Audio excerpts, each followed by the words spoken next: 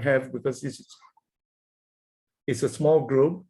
And I have also been reminded that we are going to record this meeting. So I hope you guys have no objection. You'll be used with very strict confidence.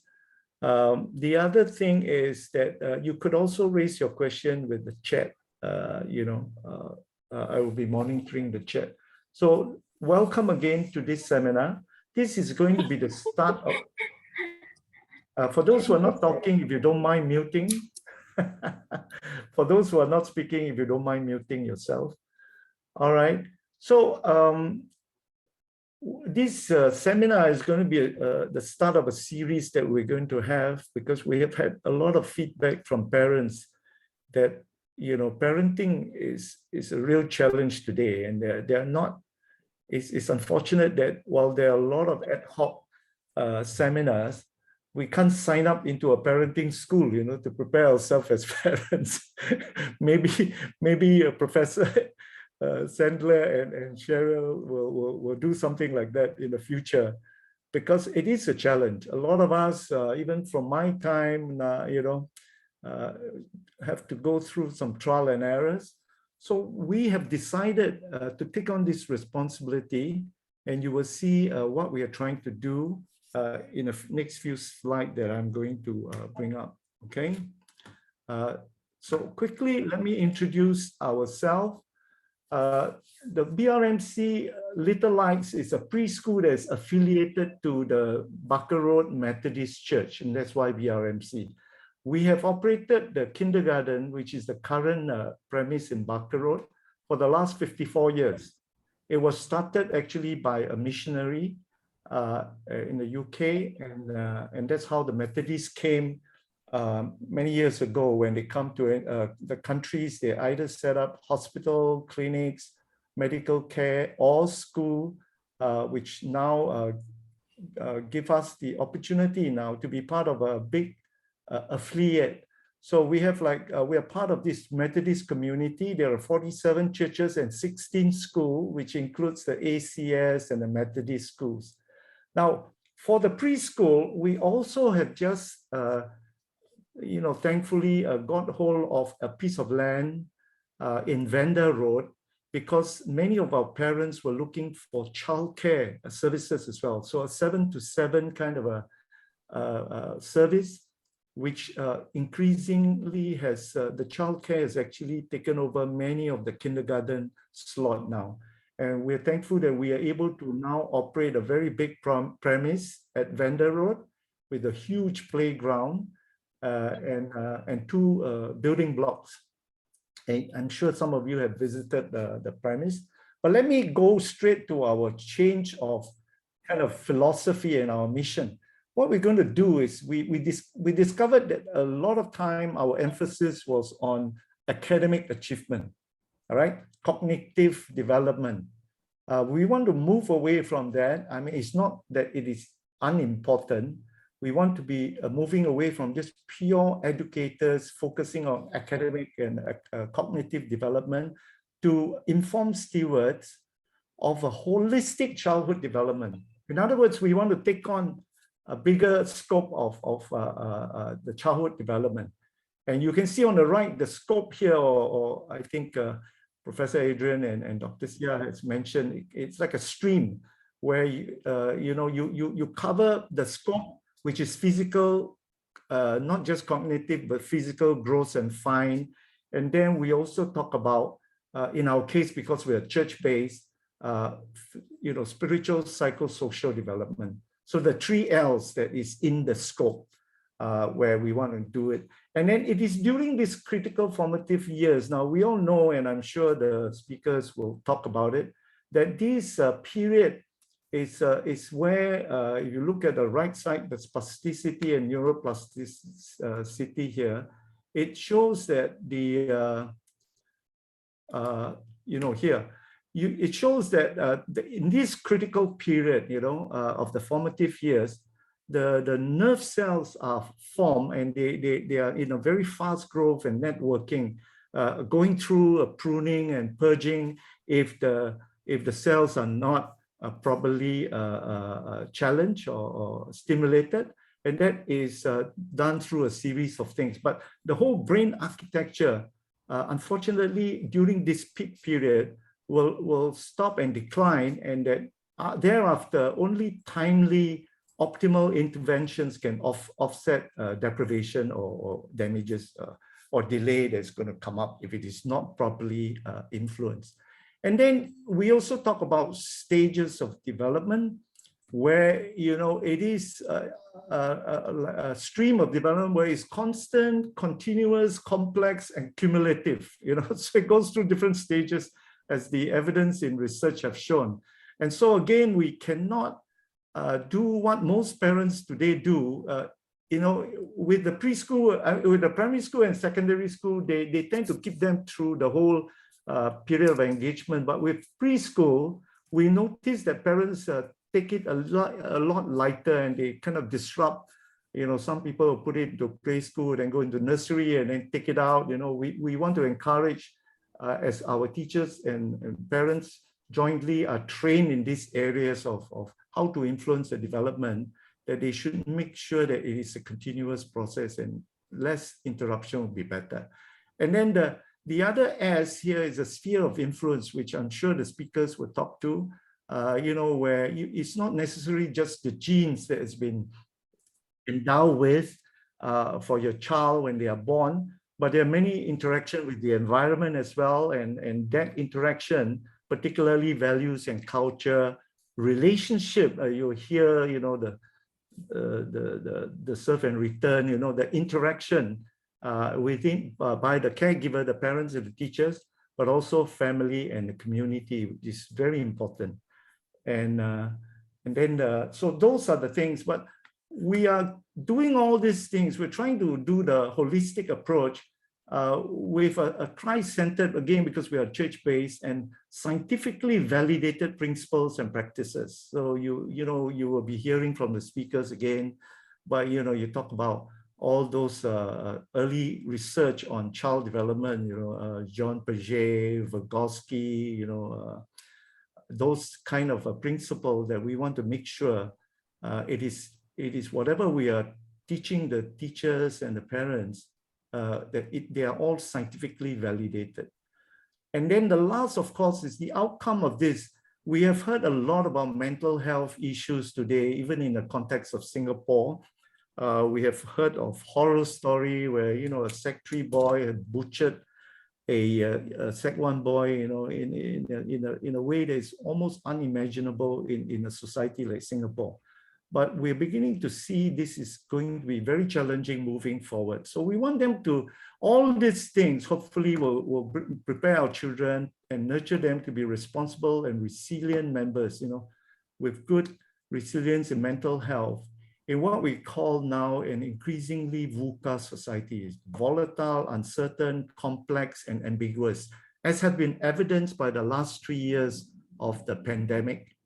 The last thing you want a child to suffer is this social distancing, you know, and it's definitely, I'm sure the experts will share that view, that it's going to bring a lot of mental issues in the future. So that's what we aim to do. It's very ambitious.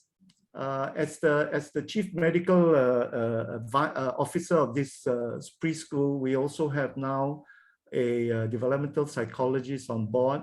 We're going to expand that expertise, but we're going to really look at all these areas. Today, we are focusing on more on the psychosocial part, and on the stages, we are focusing on infant and toddlers. So it will speak to this whole general framework that we have, but we are focusing on those by the age, infant and toddlers. By the L's, the scope, it will be more the psychosocial development. I'm sure that the speakers will cover other areas as well. So with that, I'm going to now quickly introduce our esteemed speakers, very appreciative of, you know, taking up busy times. We are working both with child, you know, in NUH, and also with our big maternity and child hospital in KK. We are very privileged to have also experts from those two institutions that are, at the frontier of developing, especially the psychosocial development aspect, which now the government is beginning to put emphasis on, especially in the preschool age. So we're very happy to have engaged the two institutions and learn of their plans, and we want to be their partners so that we can really help to set this journey and be one of those early adopters, because we felt that it's really so important. So we've taken on a big task, and we really, the parents are very receptive. Many of the parents are encouraging us to do that. And so there will be a series of webinar and all that. You see, the unfortunate thing about Singapore, the balance between economic growth and family focused childcare upbringing is now coming to a critical point, where because we want to put the women's folk back to the workforce, fertility rate also has dropped so much. We are one of the worst in terms of fertility rate now. I think 2020 and the fertility rate was about 1.14, yeah, when replacement is 2.1. So we are in trouble. Now, because of that, the child care now becomes almost like a substitute, 7 a.m. to 7 p.m. The teachers are spending more time with their children than the parents would want. So this is where the dilemma is. And I think our political leaders are now grappling and trying to do something about it. Well, they've changed a lot in terms of changing the maternity leave now to 4 months. Used to be only 1 month, to try to cover this gap. But let me now just quickly move to the expert. Professor Sandler is a medical trained pediatrician.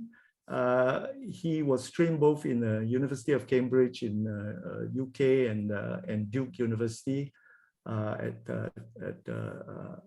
Chapel Hill. And as you can see, he has been working a lot, particularly with children with disability, engaging in all these programs. So it's very appropriate for him to now be working, helping us in Singapore to develop some of these areas, which are pioneering work, and extending it beyond just the family, but also to a community and population health area. So I'm very pleased we're very privileged in Singapore to have Professor Sandler now helping us to lead this and closing some of the very needed gap. And the other speaker is Cheryl Seah. Dr. Cheryl Seah is a developmental psychologist, more than 20 years in both clinical and community setting. Again, very involved in early intervention. A lot of it, her previous work relates to disability and inclusive practices, assessment of learning needs. And so I think, again, this is very appropriate, because we're going to teach teachers to be aware of some of these developmental issue and learning needs. It's a big challenge, but I'm sure we will be able to hear more from Cheryl. So with that, now I will ask Prof. Sandra and Cheryl to take over the share screen, because I'm going to stop share screen and then we can go on from there. Please feel free to interrupt anytime. I have the permission of Prof. Sandler, because it's a small group, to raise question and issue and make comment. Thank you. All right. Well, thank you very much, Stephen, for that great introduction. And I think you did such a great job of summarizing the complexities of neurodevelopment that there isn't really a whole lot left for me to say, which is good, because I think we would like to get some conversation going over here. I'm grateful for the opportunity to speak with you. I would like to do more of this sort of thing, and it's also very exciting to do this tag teaming with Cheryl for the first time. So can you see our slides? I've got the set, and I can kind of drive it from here. So I will begin. I think we'll be talking a little bit about child, about who we are, and then get into some of the meat about early social emotional development in young children.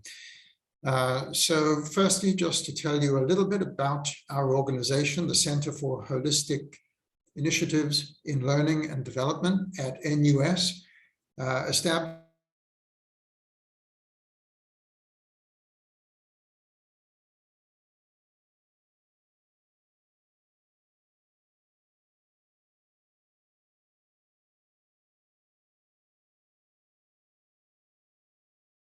CEI office and interventions and efforts here in Singapore. And then the other strategic partner is SIX, or the Singapore Institute for Clinical Sciences, which is part of A*STAR. And so with that combination, we bring expertise in translational research, implementation science, and evidence synthesis. And the whole purpose of Child is to help children in Singapore develop with optimal capacity to progress through life unencumbered by preventable disadvantage. We do this by engaging with stakeholders in the community, engaging with government, talking about the science, because the science doesn't speak for itself. And the purpose is to do timely implementation of the best local evidence in order to improve child outcomes. Just yesterday, we had our first meeting of the Policy Advisory Council. Child has established an advisory council that includes representatives from the ministries of health, of education, of social and family services, and also groups like EPTA, so that we have representation from a broad range of policymakers in Singapore to assist with implementing science into policy. So Cheryl and I are going to be talking about a few things today. I'll start off talking about some of the challenges of parenting today, and this sort of gets to what you were talking about, Stephen. I hadn't heard the acronym VUCA, I think it was. It was VUCA. It's a bit scary. We'll talk a little bit about that. I hope to give you all a somewhat reassuring history of the landmark child development research that may give you some confidence as you embark on this journey of parenthood. I'll speak a little bit about neurodevelopment. Cheryl will go into some of the key aspects of everyday life that can really help with children's social emotional development. She'll be talking about serve and return and on emotional regulation. We'll also touch on toxic stress and resilience. So that's the outline. And I'm going to just start out talking about, this pressure cooker of parenting today. I mean, we live in such a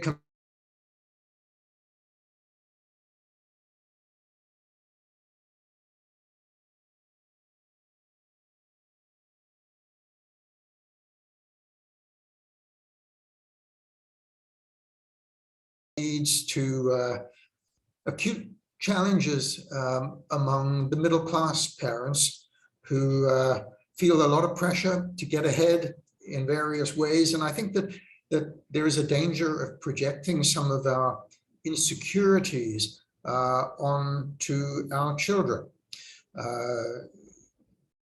You see these beautiful pictures here of children engaged in various learning activities. Motor proficiency, early literacy, self-regulation. And I think that there's the sense that, my kid needs to be in the highest percentiles of everything in order to get into a good kindergarten and so on.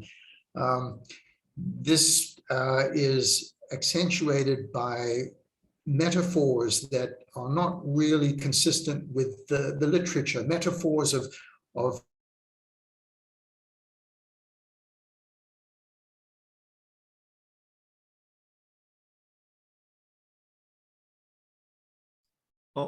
have we lost Adrian?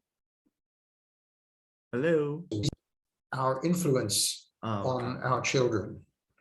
And so The insecurities are also accentuated by the information age, that we are bombarded constantly in these echo chambers of social media and other influences telling us that we need to do this, that, and the other. It must be very stressful. And, you know, it's been many decades since I raised young children, and I would like to hear from some of the parents here about their experiences with regard to some of the some of the pressure cooker that you may be experiencing. You know, the irony of all of this is that the stress and the guilt and sleeplessness and anxiety, these things really undermine our efforts with our children and really sabotage our best intentions. So it's a far cry from how things used to be. You know, I had our first child was, my wife and I were 24. And at that time, you know, we're both working.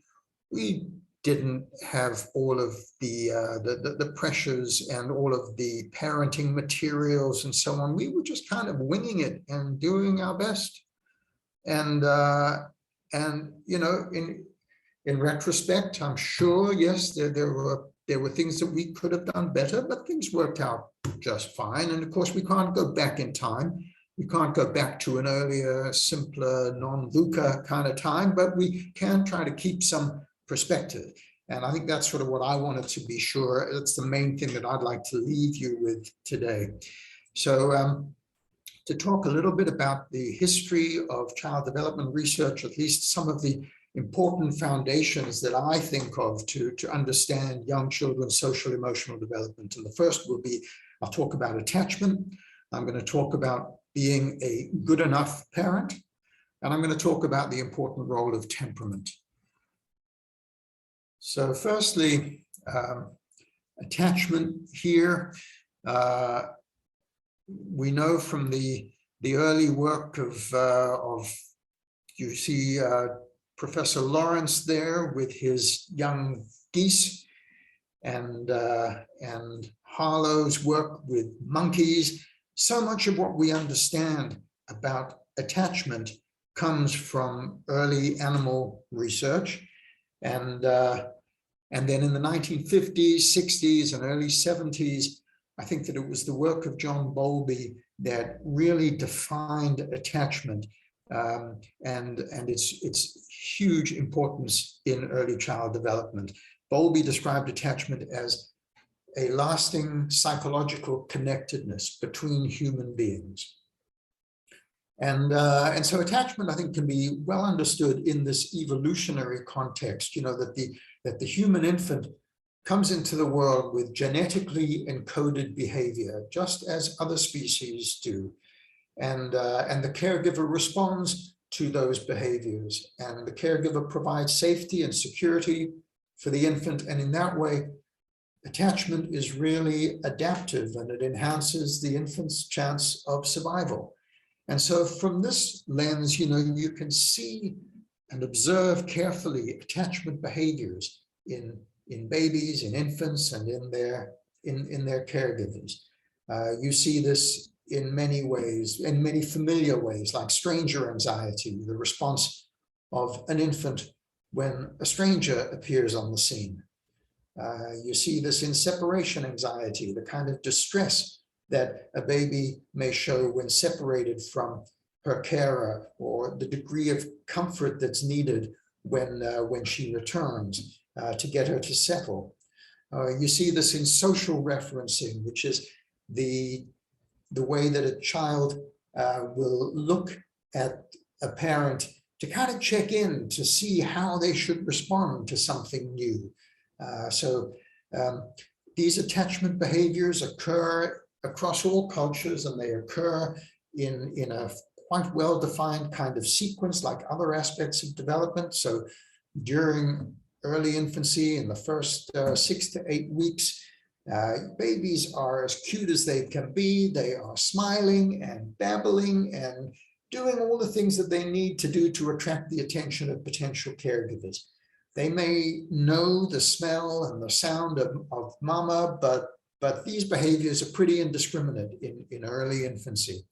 And then as the babies get a little older in the second phase, around 2 to 6 months, the infant is becoming increasingly discriminating between familiar and unfamiliar adults, becoming more responsive toward their specific parent, and the behavior is becoming more organized, more goal-directed. You're seeing more of a kind of a dance among the pairs of the dyad, among the mother and child. And that kind of dance has individual kind of characteristics, and I'll talk a little bit more about that when we speak about temperament. And then by the end of the first year, the infant is able to display a range of attachment behaviors designed to really maintain that kind of proximity while also allowing some independence and autonomy and exploration. So, you know, when mommy leaves, fussing and complaining, and then greeting daddy when daddy returns, and then clinging when frightened, or gesturing to be picked up, all of these specific, a big repertoire of attachment behaviors. And then as the child becomes a little more mobile with the development of crawling and walking, the infant then begins to use caregivers as a kind of a safe base for getting out and exploring the world. So this is what attachment is all about. When a baby is safe and secure and protected, she will show normal attachment behaviors. She's said to be securely attached. And securely attached infants have the foundation that they need to go on to have healthy social, emotional development and healthy relationships. Now, some infants may be insecure, some may be somewhat avoidant or resistant, but this can all be normal, and outcomes can still be good with these variations of normal attachment.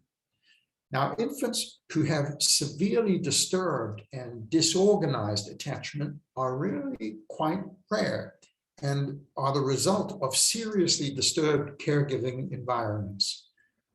Parents who do that to their kids typically don't attend webinars on social emotional development. So I don't think that you need to be worried about that if you're in this stage of your early parenthood. So I'm going to move from attachment to talk a little bit about the good enough concept. Donald Winnicott, whose picture you see here, was a pediatrician and child psychotherapist who did wonderful work involving play and development of drawings, and also coined the term good enough mother back in 1953. And Winnicott believed that caring for an infant responsively and sensitively over time allowed the infant to become more autonomous, better able to tolerate the frustrations of daily life, better able to wait. And, you know, when I think about this, I think of a couple of stories. I mean, one just 2 days ago, I was riding on the upper level of a double-decker bus here in the front seat. And next to me in the other front seat was a father and his daughter, maybe close to 3 years of age, I would think. And he had just picked her up from childcare or preschool. And she was just so verbal, and she kept saying, "Daddy," and then she'd try to put the sentence together and then another sentence, and all of these. She was serving, and Cheryl will be talking about serve and return. Daddy, on the other hand, had just worked a long day at work, and he had his phone in his hand, and he was, you know, having to check a couple of things, and maybe he was thinking about dinner, and so he was not really responding to all of these serves, to all of the communication. But you know, that was just fine. That was perfectly good enough. He was supportive. He was providing her with guidance, and he was responding sometimes, and it just was delightful to watch. In contrast, I think about an episode in the clinic recently before I came to Singapore, where a mother and her 4-year-old daughter came to see me. And, you know, you have limited time in the clinic to really try to figure out what's going on. So there's a kind of an interviewing process. And every time I'd sort of ask a question and begin to get a response, the 4-year-old girl would say something, and the mother would immediately turn to the daughter and then begin this sort of long conversation with the daughter. And it really made getting anywhere in the course of the interview very difficult for me as a clinician. And, she was, in fact, I think, too anxious and concerned about the need to be constantly attending to her child at this stage, age 4, to that child's every need. So, I think that Winnicott made the point that the central goal of being good enough as a parent is not merely to let parents off the hook or to say to them, yeah, you don't have to be super mom, you don't have to be super dad. The point is that it actually helps children learn to adapt. It helps children to learn to wait. And that is a positive thing. So Winnicott wrote, the good enough mother starts off with an almost complete adaptation to her infant's needs. And as time proceeds, she adapts less and less completely, gradually, according to the infant's growing ability to deal with her failure. That is, with her mother's failure. And her mother's failure to adapt to every need of the child helps them adapt to external realities, to cope with the immense shock of the loss of omnipotence. And I think that that's just a wonderful, wonderful description of the concept.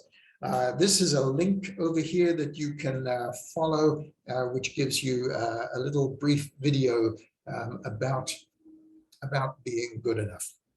This was a Time magazine cover, why attachment parenting drives some mothers to extremes. So I am wanting then just to move on to the next sort of topic, which is temperament.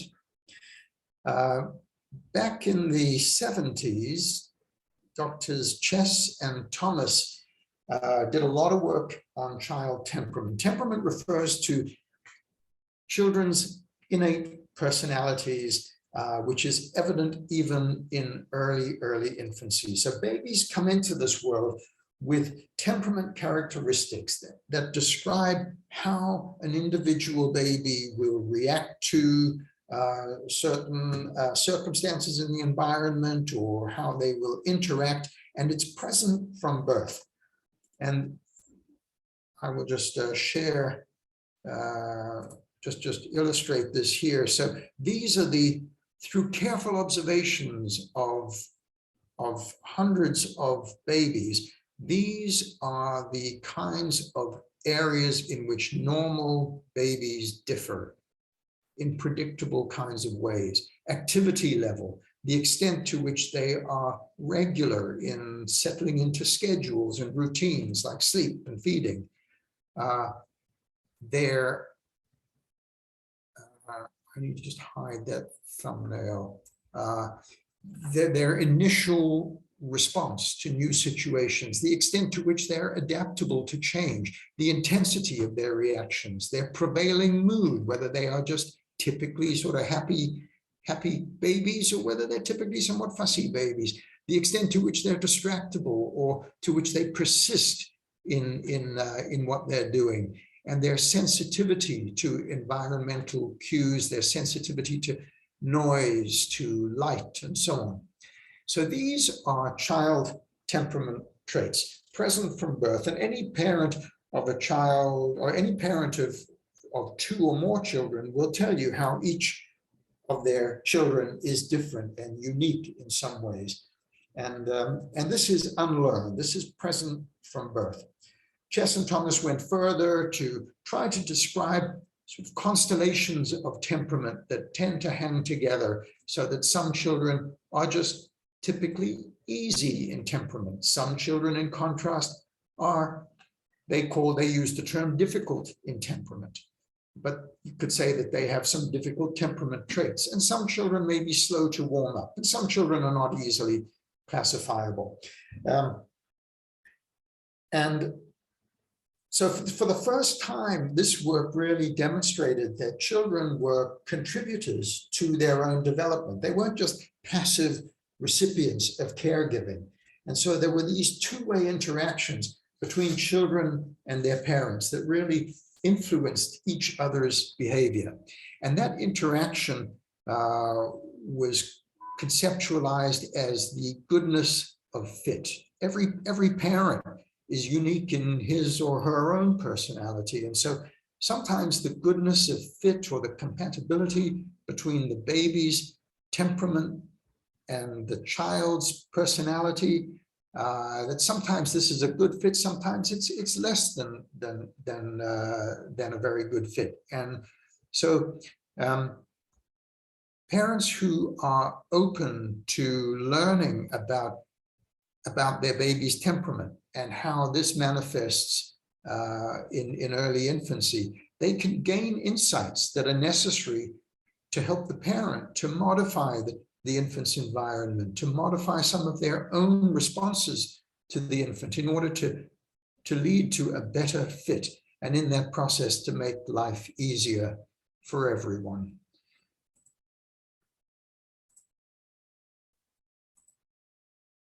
I'm going to move on then to talk about some key concepts of neurodevelopment. And Stephen, you touched on some of these. We talk about streams of development, and such as fine motor, gross motor, language, cognitive, social, emotional development. And these are genetically determined sequences in each of these areas. So children progress from coarse patterns of grasping to more fine patterns of grasping. They progress from head control to stable sitting to crawling or creeping, and then to walking. And language progresses in similar ways. So typical children progress in these sequential ways. And this is the basis of developmental screening in clinical practice, looking for deviations of normal or for delays of the normal progression of development. And this is the rationale for early intervention, for picking up early on children who have developmental delays in order to intervene to help maximally with the child's outcome. And there are similarly, and underlying these inborn and genetically mediated sequences of development, there is a genetically determined brain architecture in babies that develops especially within the first 1,000 days. This is a period of dramatic brain growth, of proliferation of connections or synapses, and the development of preferred circuits, so that one sees initially this kind of massive proliferation of connections, and then over the course of the late first year and on into the second and third years, a pruning back of some of the connectivity in order to select preferred pathways upon which to build certain skills. And so it is that you sometimes see in a child's development not a smooth progression of progress, but development occurring kind of in fits and starts, with a period of developmental growth followed by a period of a kind of a plateau in apparent development, and then maybe a period of some disorganization in their behavior, followed by a period of developmental growth. And then again, plateau and disorganization, developmental growth. And so you may see this sort of stepwise progression in development. And this is thought to be based on this process of developing through brain proliferation and connections, developing the capacity for new skills to come online. But until those skills have been refined, or more accurately, until those pathways have been cut back to their most essential pathways, there may be some disorganization that accompanies the proliferation and the potential for new development. So there is clearly then this important role of genes, but there is also the hugely important role of environment. And you know, for decades, there's been this age-old argument about nature versus nurture, and it's never been sort of adequately settled. And the reason is that it is fundamentally a misguided sort of question. And it is clear that it's the interaction of nature and nurture, the interaction of genes and environment that really is critical in understanding how a child develops. The environment affects the genes through the epigenetic modulation that you see represented here in the slide. Epigenetics is all about the control of genes. Genes are structural in the sense that they're sort of sequences of DNA, but more than that, they are regulated. The genes, remember, are producing proteins, producing sequences of proteins that are really sort of influencing what is happening in the brain. And the genes themselves are regulated, and the environment powerfully regulates the genes. The environment in the form of psychological state or social interactions, diet, and toxic effects, exercise, the microbiome. These are all examples of environmental effects that have been shown to have effects on genetic expression, on gene regulation. And young brains are especially sensitive to these epigenetic effects. And so this is how experience shapes brain architecture. And experience shapes more than just the brain, because the brain and the body are connected. This is a slide from the Harvard Center for the Developing Child. And if you haven't visited this center online, they have some wonderful resources that I can highly recommend. This slide just illustrates how the environment and how experience also affects stress hormones and affects the immune system and affects the GI tract and the gut, and can affect the heart. And so in many ways, there are lifelong health consequences to early environment that are mediated through the brain.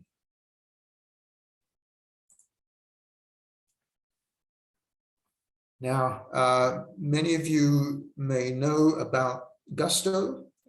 Child was established at NUS in large way to leverage on the capacities at NUS and the immense amount of helpful data that are being generated in this now 12-year-old longitudinal study, going from conception on into, we're now at about 12 years, so it'll be going on into the period now of adolescence and then adulthood. And this study is yielding amazing insights into what early factors may be important in determining life outcomes.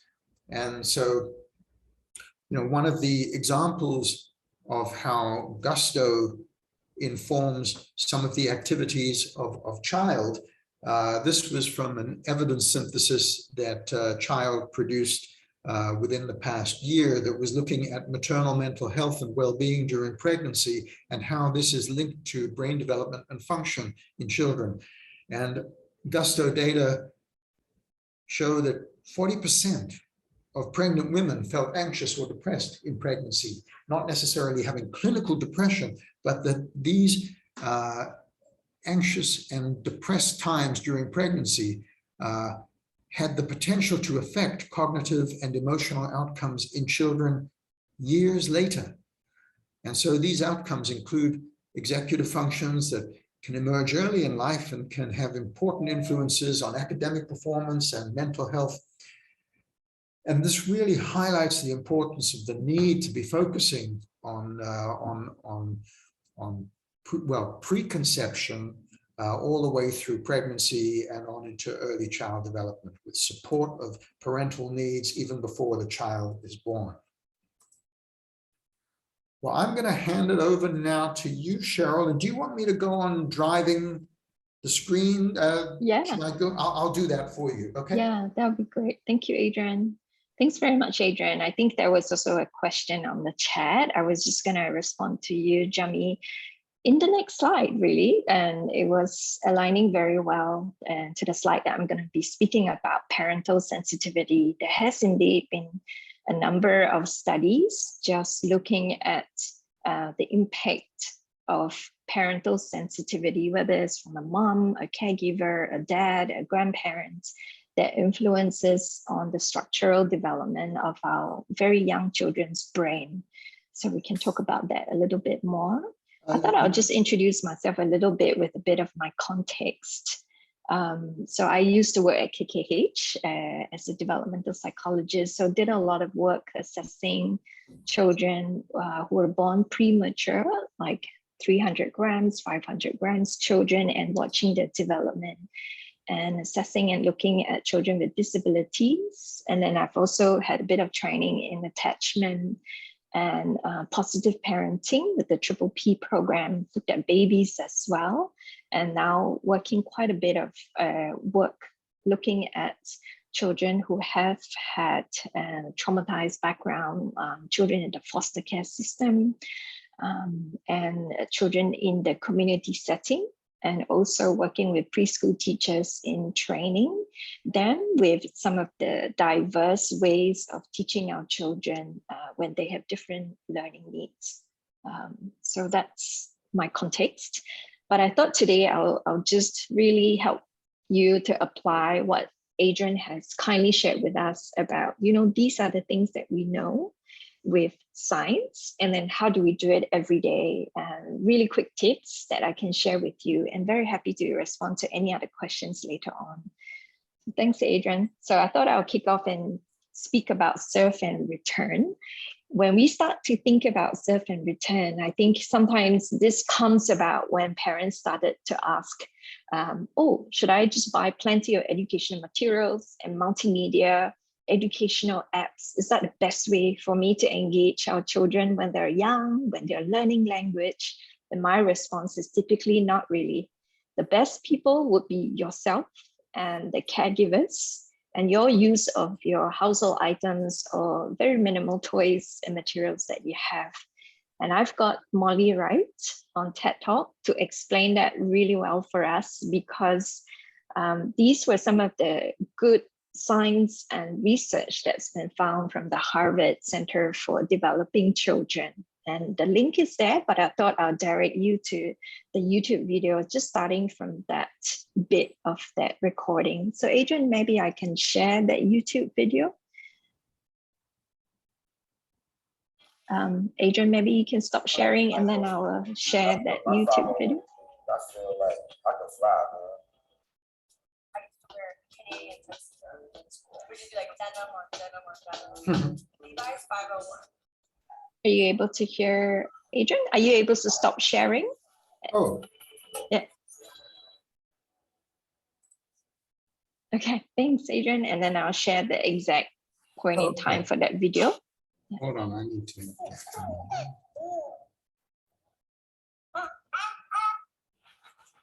Wait a minute, I think I've got something running here.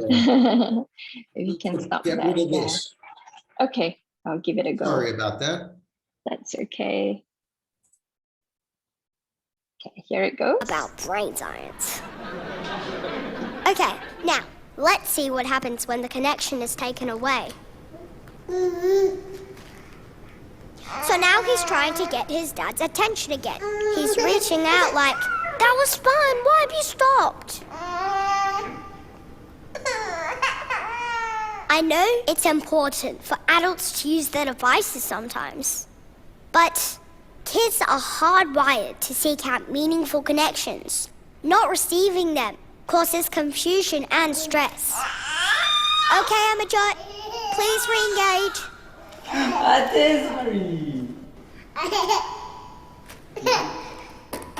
Sorry.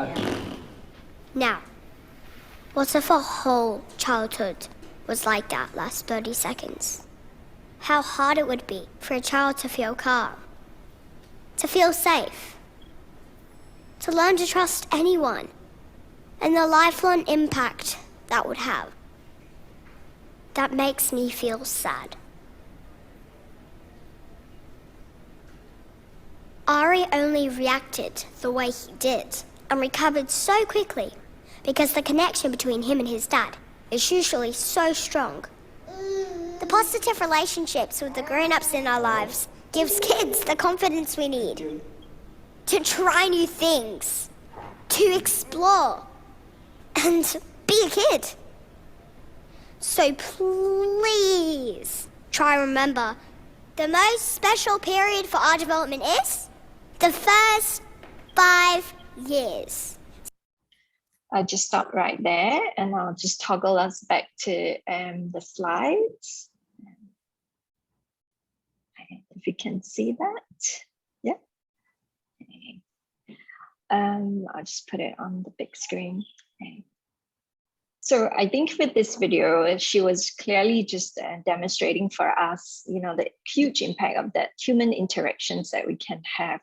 And with that serve and return, with that to and fro, and with that nurturing relationship, of course, we can't do that every day, every single second of the day. But with the strong relationship that they already have with our main caregivers, that's going to build up, and that's going to have a huge impact on their brain as well in their development. So we know for sure, there's so much studies on that as our infants, the first time that they can open their eyes, hear our voice, and be responding with their cries, that's the critical period. Starting from there, the way that we're interacting with them and serving and returning the interactions. So we do know for sure that the parenting sensitivity, the way that we're responding, being warm and communicating with them all the way, has huge implications in the brain development, even enlarging the total brain volume, the gray matter volume, and the thicker cortices in the pre, post, caudal, middle part of the brain. And that's huge, and that's a huge implication for us. So we do know it has an implication on our early development, and thought I will share with you some of the steps that you can do really on a day-to-day basis. What does it mean to do a serve and return? Does that mean I have to give in? Not necessarily. That doesn't mean it that way. So there are 5 steps. I think there's quick and easy steps. The first step being noticing it. So if we're able to identify the cue, that's the key thing, right? Several times when I look at newborn babies and their new families, and they say, I don't know, the crying bit, how long does it take for me to identify? Is it wet nappies? Is it hunger? Is it not happy? Is it sleepy? What is it? So identifying the cue, and as they grow a bit older as a toddler, there's so many serves that our infants and our toddlers are providing for us. So for example, when our children are looking at something, that's when we look as well and notice where they're looking at. When they're making a sound, their facial expression, moving their little arms and their legs, that is a serve. And that's when we need to respond to them and pay attention to what they're serving to us in that respect. So day to day, when we're changing nappies, when we're bathing them, when we're feeding them. And then step 2, we do need to return the serve by supporting and encouraging them. So in a way, showing the hugs, showing the gentle words with what we are saying, and playing with our children and acknowledging and helping them, responding to them in that way. So it's not just about giving in to every whim and every serve that they give to us, but it's also the quality of us supporting and encouraging them, right? Responding to what they're saying. So if, let's say, our child fell down, tripped over a drain, sometimes a very Singaporean thing from us, we may react with fear. Are you okay? Sometimes we may, I told you, don't do that. Why you still do that? So really the way that we're responding to our children, if we keep in mind, be supportive, be encouraging, be warm, and be responsive. That's so critical to return the serve.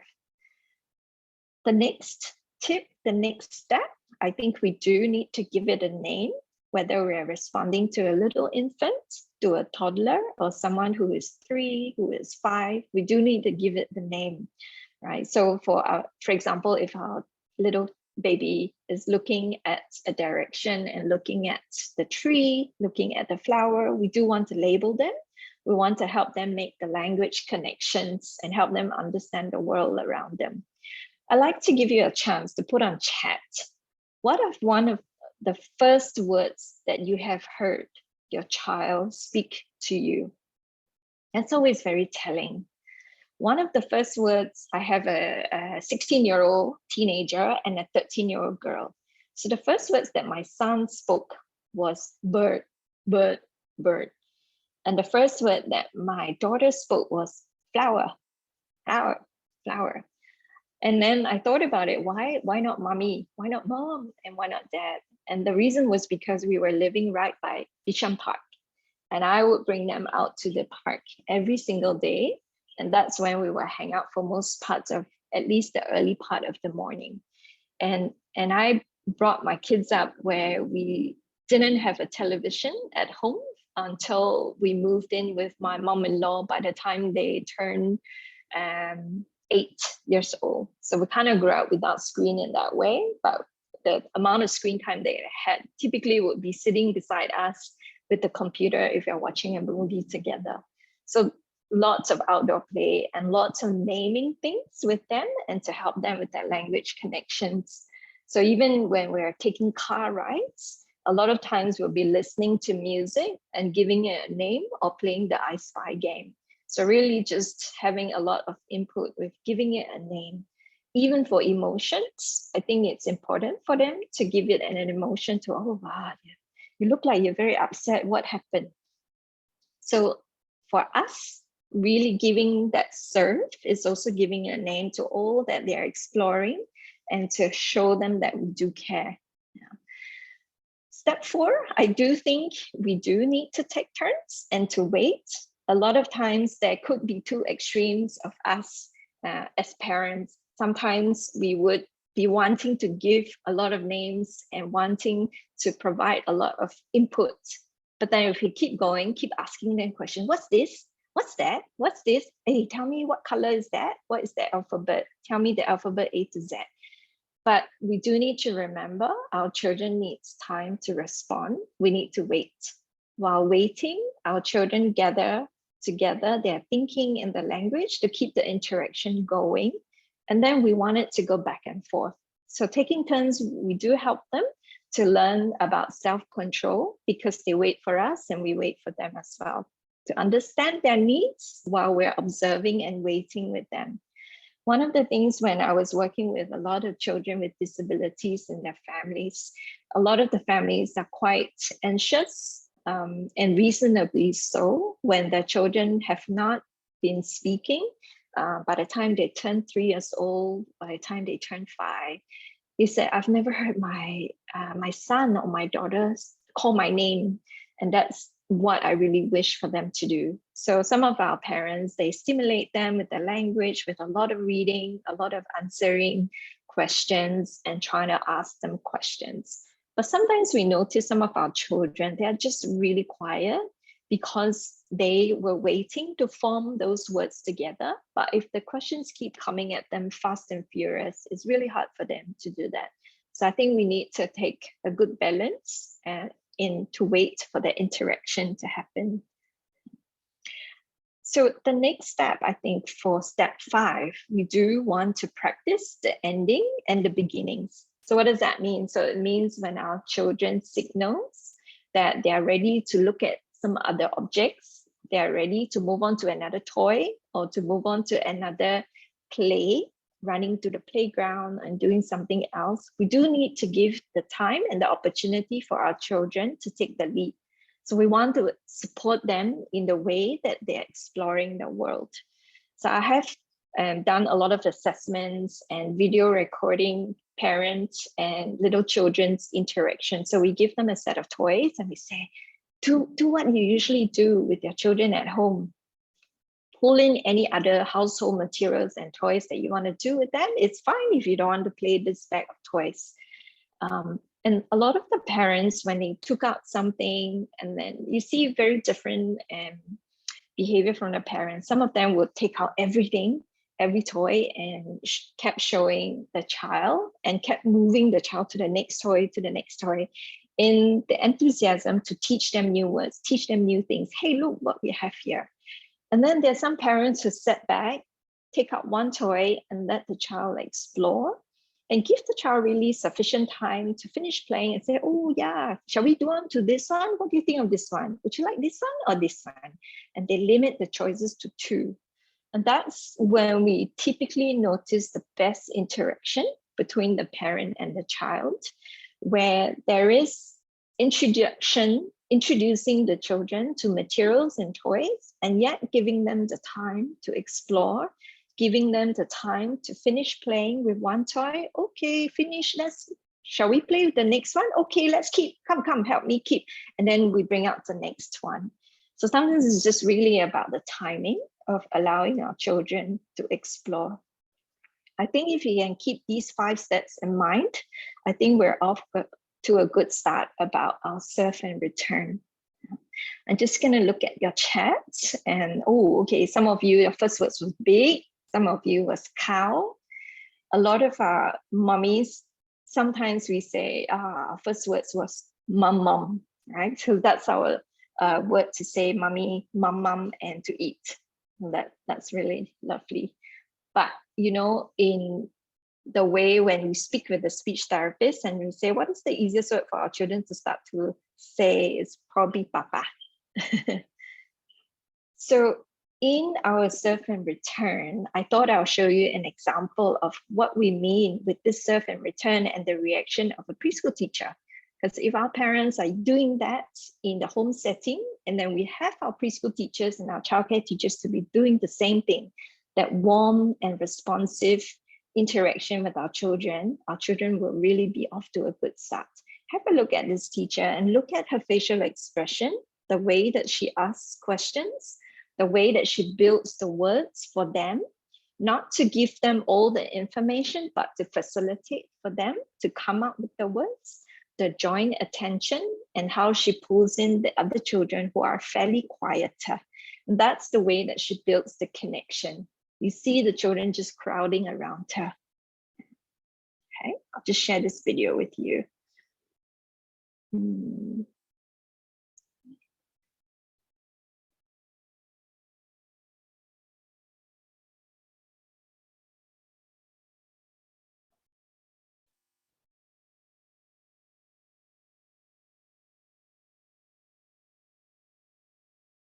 Can you see this video?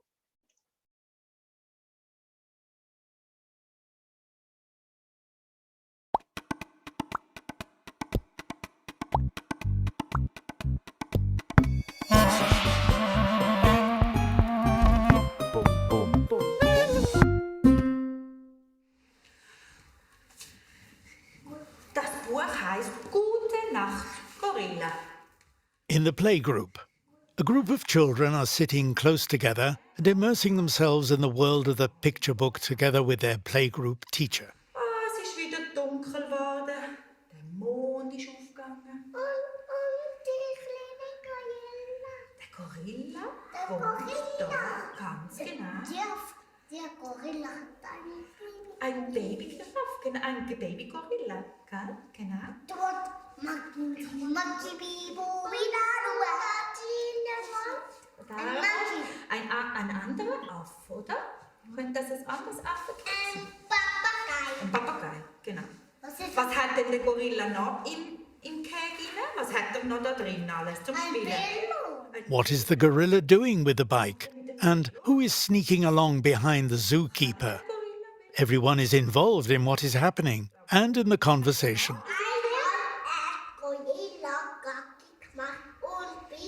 Ui, hat es gestunken?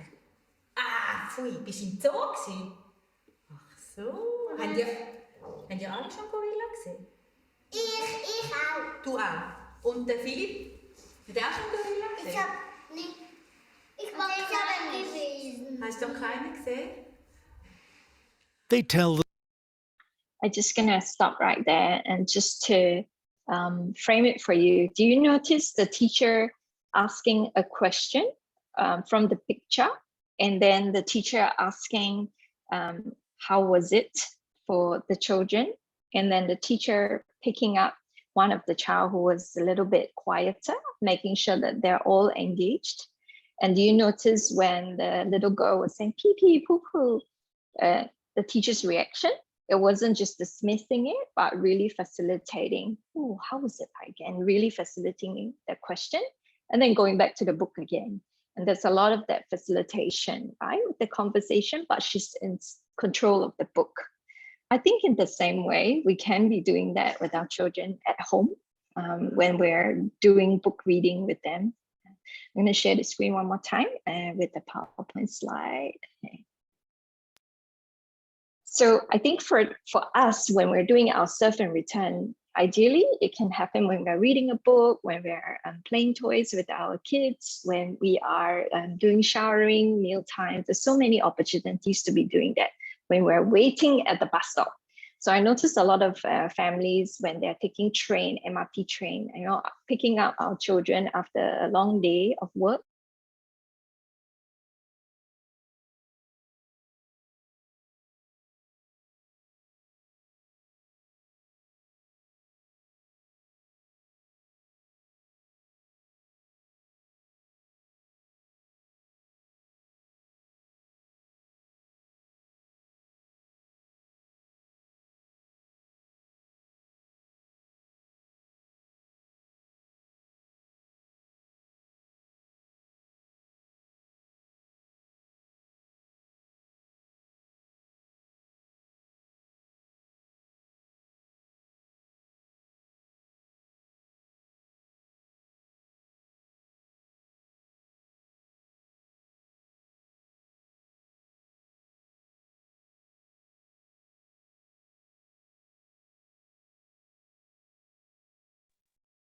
Checking if I'm back on. Yeah, okay, I'll keep going and I'll share the screen again. So I think when we're watching some of these interactions on the train and the way that we're interacting with the children, I think we can be a bit more mindful in providing the joint attention and also responding to our children, not just saying, don't do this, don't do that, come on, sit down, I tell you. And just with the way that we're responding to our children, identify what they're excited about. What is so interesting for you? Do you know what mommy is doing? Do you know what daddy is doing? We're trying to order dinner. What would you like for dinner? What did you have for lunch? And then having that conversation. So it's quite a bit of multitasking, right? In the way that we juggle that. I think that's very precious for our children. So really just to summarize the tips for serve and return, do it early. As once our infants are born, do it often across all the routines. The key purpose that we're trying to make here is to make connection. We want to play and we want to make conversations. It doesn't have to be very complicated toys. I have a friend who owns the Growing Fun company, and he produces all these toys and educational material. So one day he told a story about how he was so sad. He was sad because he was in the shop at United Square, and a parent came in and asked him, do you have any toys where I don't need to play with my child and my child can play on its own and to entertain himself? And he felt terrible. He felt really sad. And he was thinking, well, the purpose of toys is not just for our children to be working on a puzzle or working on creating Lego blocks on their own, but the purpose of it is to make connections as well, with learning, with language, with connecting with the adults. So he really wanted to make a goal that the toys that he brings into Singapore, it has to be a toy where there can be opportunities for making connections. I think that's great. Yeah. How are we doing with time?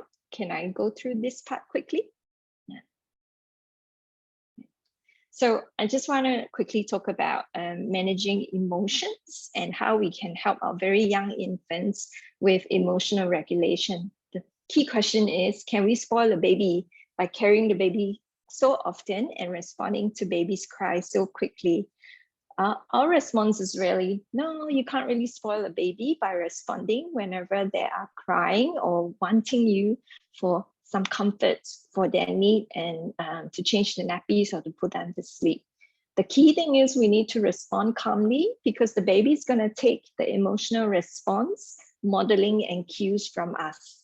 It's the same way as when a toddler falls down and our responses to the toddler, it's going to determine how our toddler is going to feel.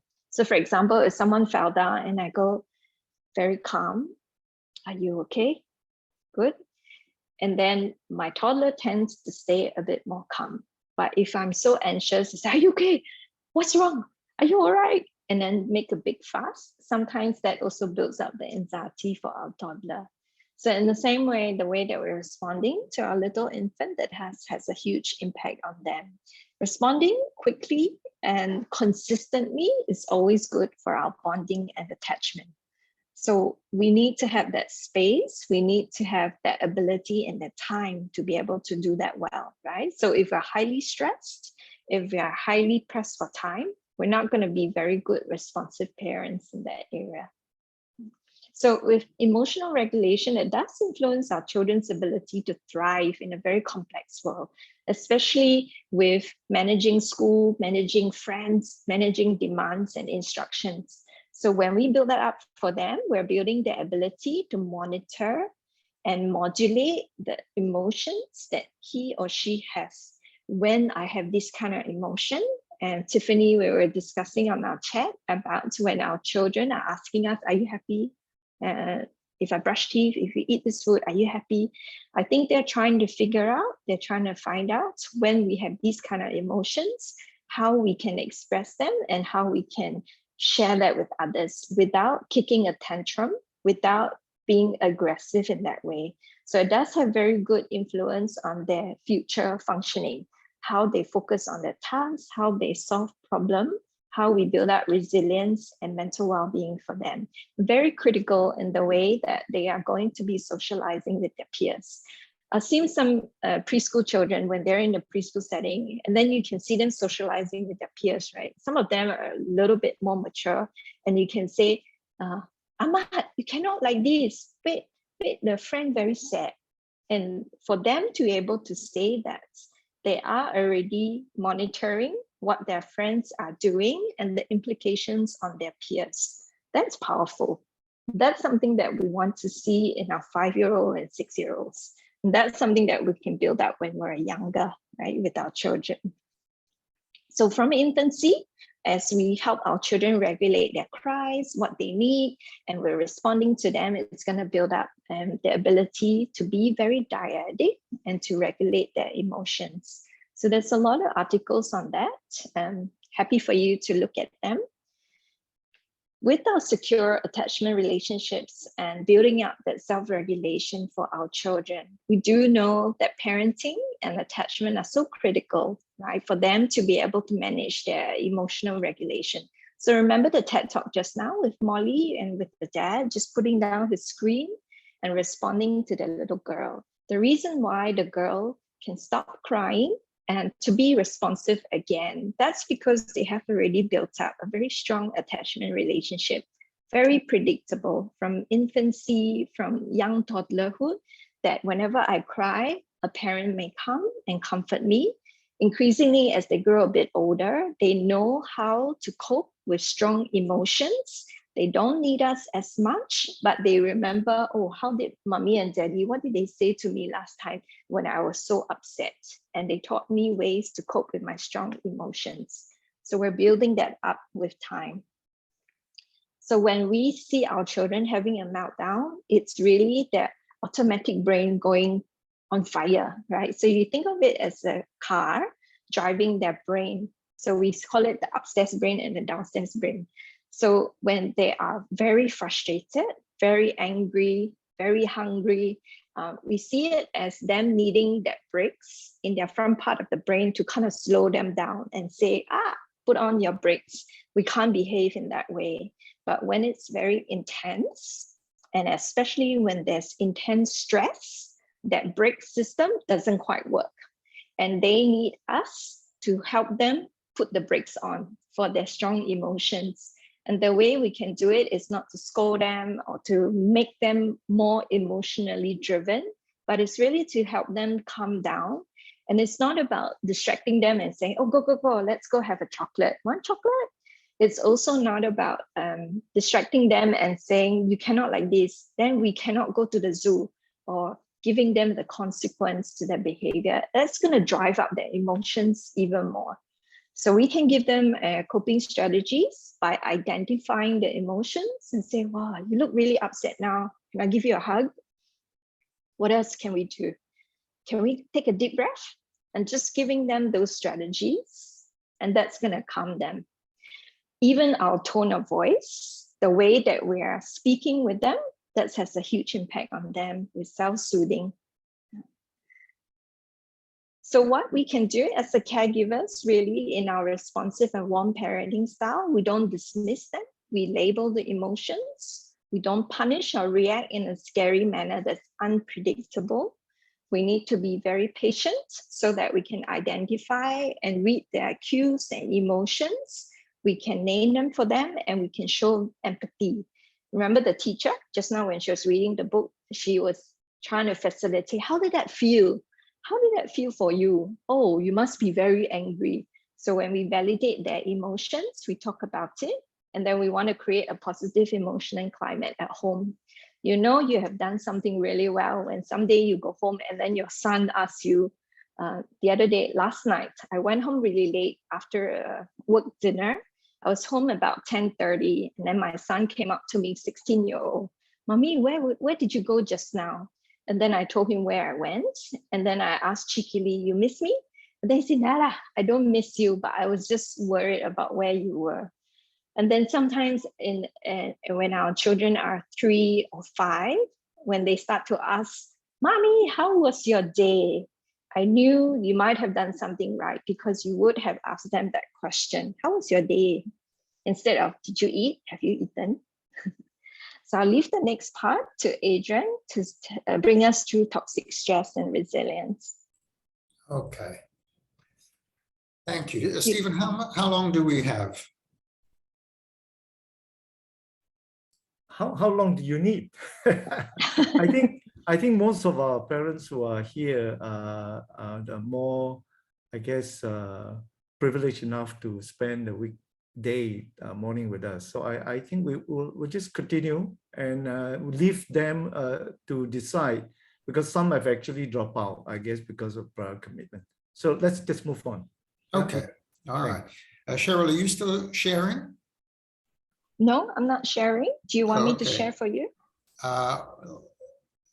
Yeah, I think so. That would be great. Yeah, okay. Thank you. Yes, I think I just wanted to talk a little bit about stress and coping.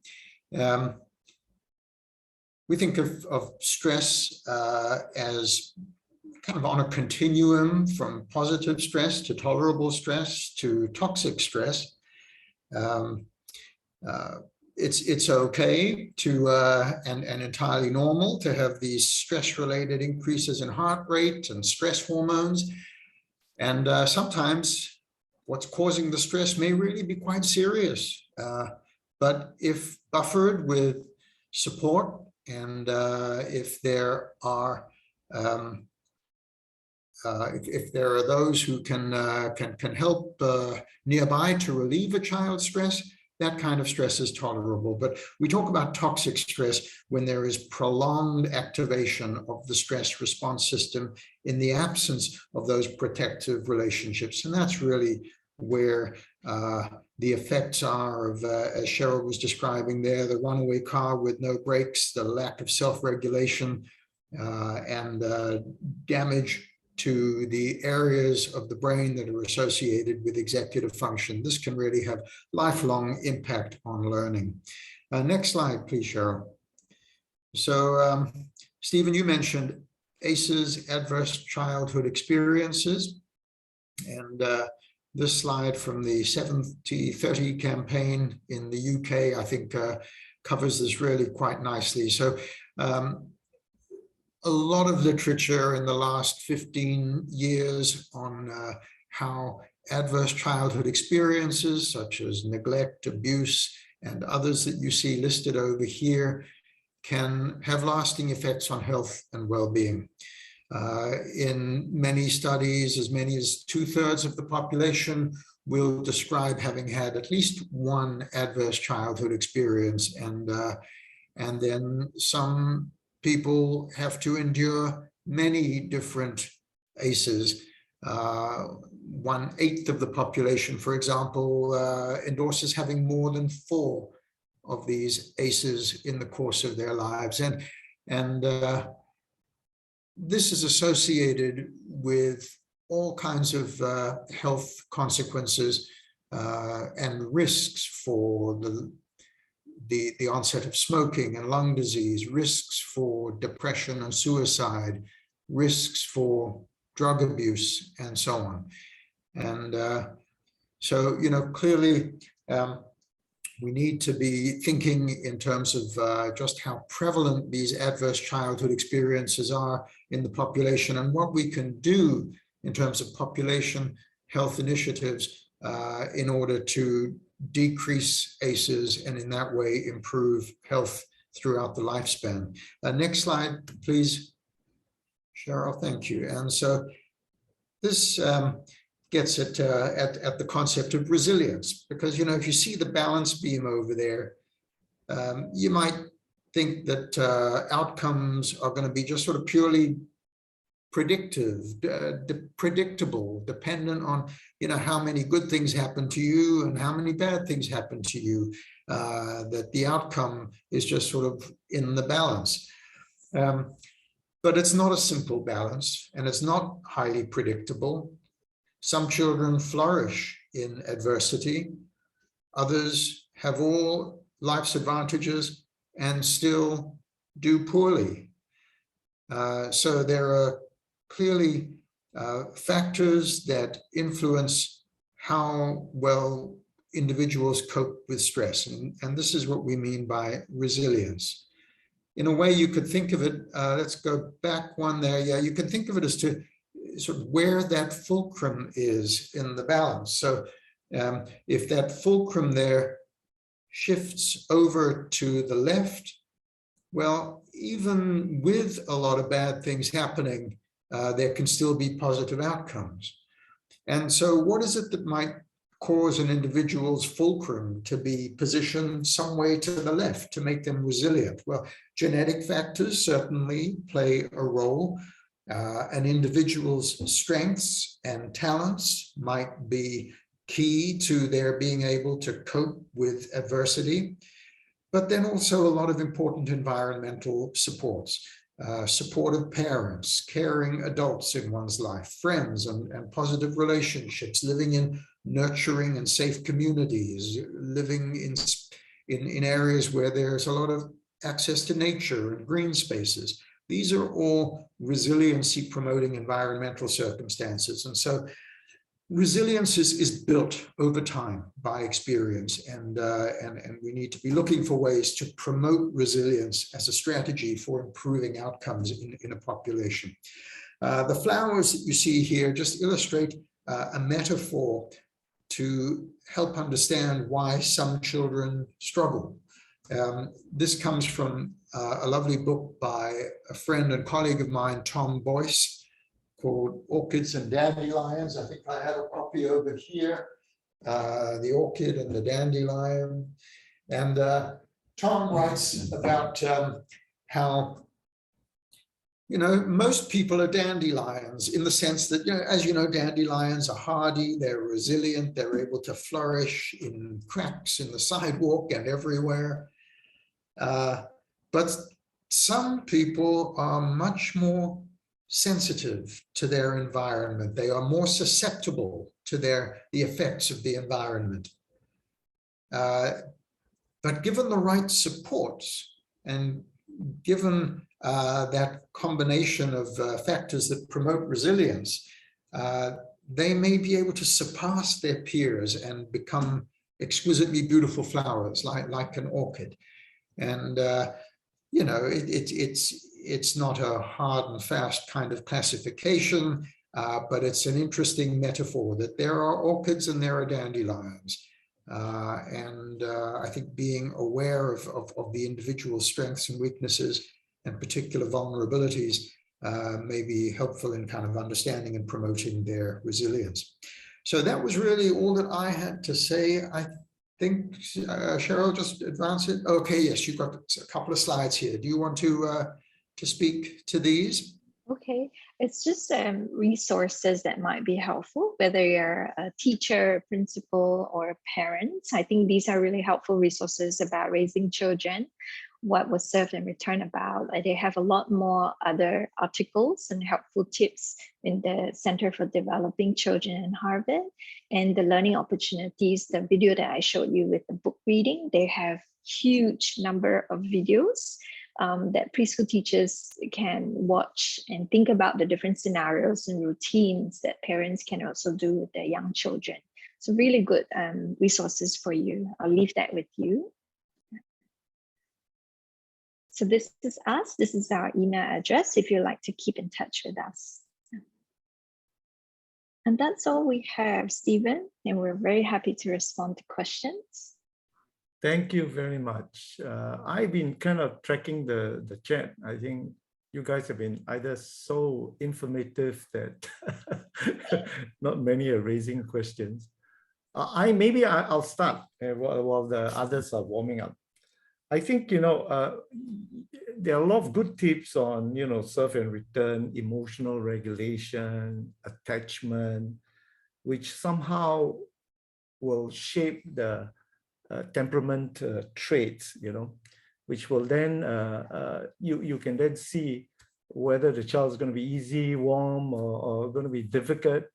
The question I have is, given the time that the children are placed now in preschool, like childcare, 7 to 7, will there be any difference in the quality of all these kind of engagement, assuming that they are positive or negative, influencing and the child's character? Would there be a difference between parents and teachers? Because a lot of this principle seems to be applied kind of to any caregivers. In terms of quality, would we expect parents to have a bigger influence than teachers, especially now with so much time being spent not with the parents, but with the teachers?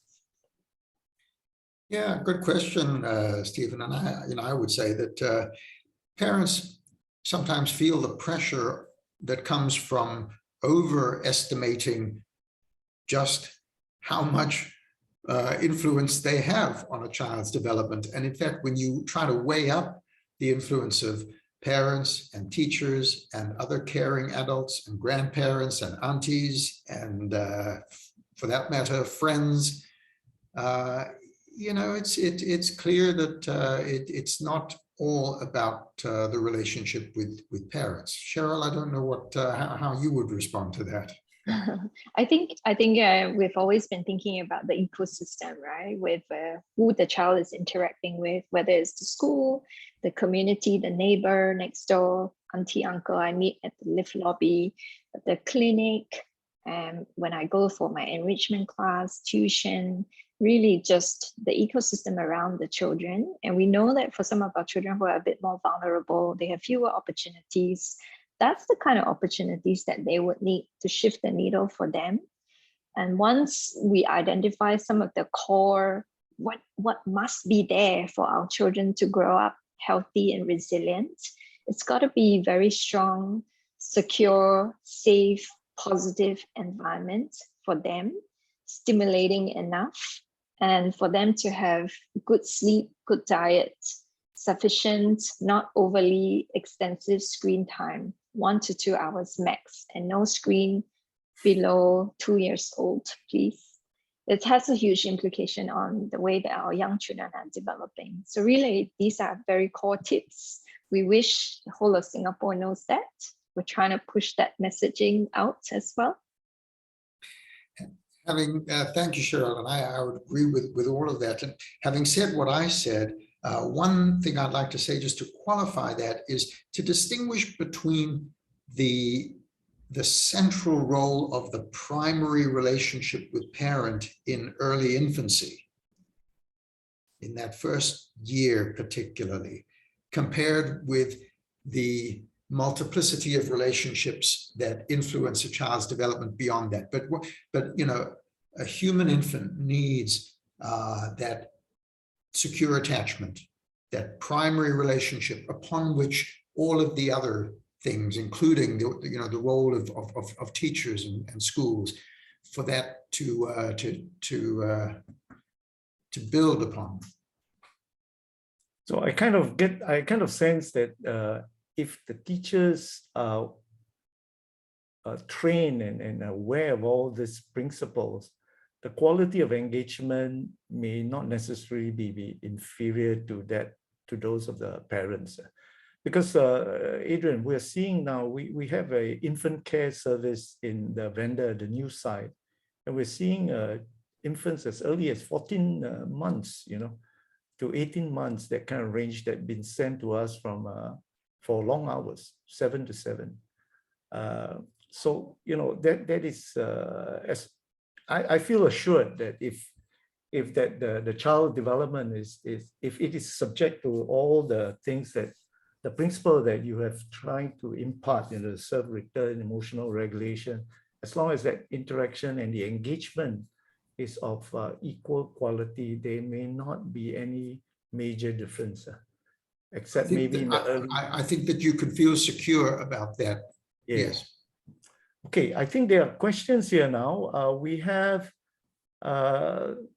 somebody, Joanne was asking, with reference to the point of avoiding dismissing, punish, and react in a scary manner. My question is, what happens when a parent punishes the toddler in a scary manner with threats, scaring the toddler, etc.? I'm happy to respond first, Adrian, and you build up on that. When we were coaching parents on the use of positive parenting strategies, in Triple P, it's quite a bit of a debate between, do I use timeout? And caning is a no-no, right? In the way that we are looking at Triple P. But at the same time, Triple P emphasizes a lot on creating that positive interaction, creating very clear rules and boundaries for our children, helping them to understand these are the behavior that's not acceptable. For example, hitting your sister or pushing someone when you're queuing up and this kind of misbehavior. So these are things that we would already have built it up and set the rules, house rules with our children.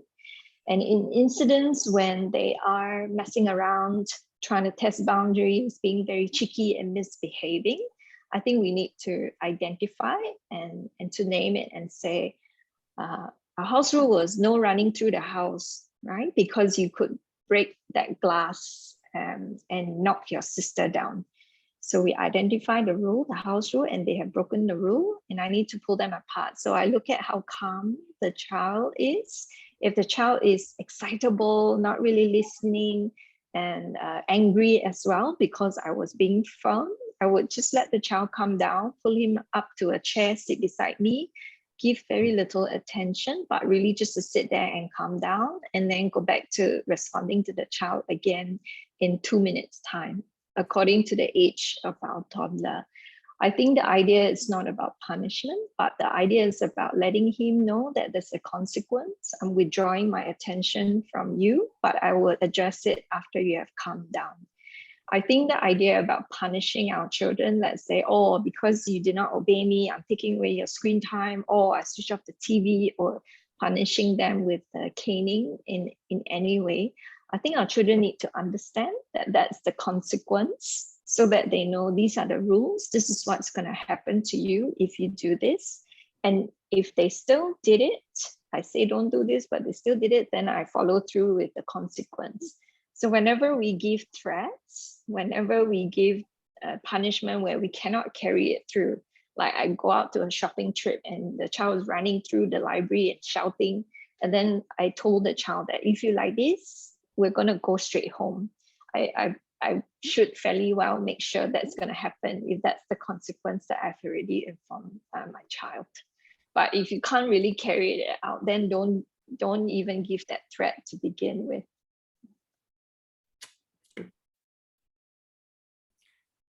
Yeah, the only addition that I might make is that for the vast majority for the large majority of kids, those kinds of behavioral strategies really are going to be what is needed. But we do have to recognize that there are going to be, for whatever reason, some kids with, really difficult, severe, disruptive and aggressive behaviors. And there may be a need in that situation to consult with, with a clinical specialist who can help provide guidance and support to a parent. Right. So I think that spare the rod or spoil the child principle still works. But I kind of sense that the child can really discern when the punishment is born out of, like you say, a consequence that they have to face, but more, out of concern and love. The message of that positive love and engagement can come through, I think, even with a punishment. Okay, now do we have anything else? If not, time is pressing on. I like to kind of maybe raise another final question if nobody is asking, and I think it relates to Adrian's talk about the Winnicott, good enough. The big challenge of this goodness of fit. It's so difficult to find it. In principle, it sounds good, right? We don't have to punish ourselves, that sometimes, we get distracted. It doesn't have to be so bad. But how do you, actually decide that goodness of fit, which will allow you to not punish yourself and give yourself some airtime? And, that I think is a huge challenge. In principle, it sounds very good.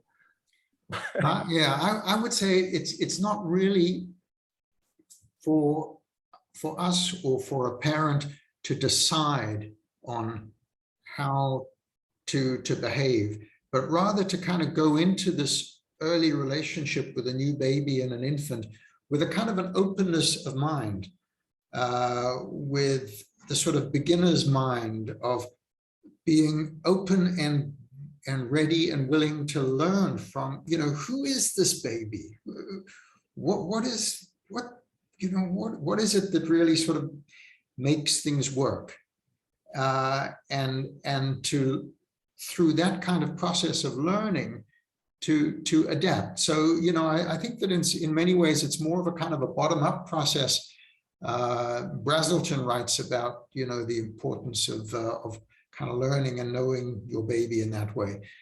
So more of a bottom-up process than a kind of a decision and top-down process or following a prescribed kind of method. That's my pediatric take on things. And maybe the last point is at the end of the day, you will still see kids, like you say, no matter what the interaction is, whether it's nurture or nature, that there will be some kids that are not going into that kind of ideal profile that we parents want to have. And we have tried our best, and it seems to be set in that journey. It is not easy. I mean, I've had parents coming to me and say, we try so hard, we do all that, but the kids are just not responding. And it looks like he's going to be in the society with this handicap. And what do I do with this? Do I accept it? I'm desperate. I just recently saw an article in the New York Times, it was on Mother's Day, and it was best advice about motherhood from mothers. And there was one line on that I liked. Somebody suggested that the tip was live for now. And the for now was in quotes. And what they meant by that was whatever the problem is, realize that all things must pass. So, my kid isn't sleeping. think of it as, you know, my kid isn't sleeping for now. Well, I think it's time for me to go. Yep, and it's time for all of us to go. So, All right. yes, thank you very nice. much for all of you in your participation. Now, you still have access to us through the email. And for those who are keen to get your children into our childcare and all that, we have a 1 year window of waiting. So if you're expecting and you want to book your seat with our centers, you're welcome. We'll keep 1 year because, as I said, the spaces are filling up, and we look forward to having your child with us. Thank you so much, all of you. Thanks, the speaker again. Wonderful session. I wish I had all this when I was a child. I mean, I was younger, you know, as a parent. All right. Thank you very much. Take care. Thank Cheers. you. Bye. Bye. Thank you.